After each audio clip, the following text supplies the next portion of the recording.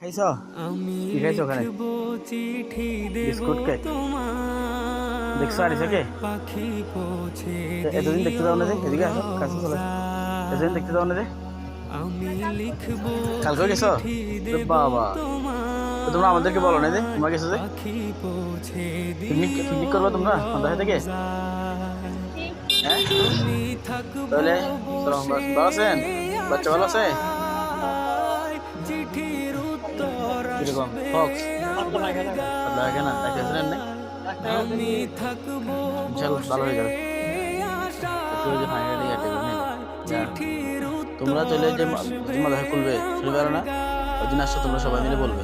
তোমরা তোমাদের সহপাঠী যারা তাদেরকে বলবে পিকনিক করবে কিনা, যারা বলে তারাও করবে। তাহলে তোমরা সবাই মিলে বলবে আর কি।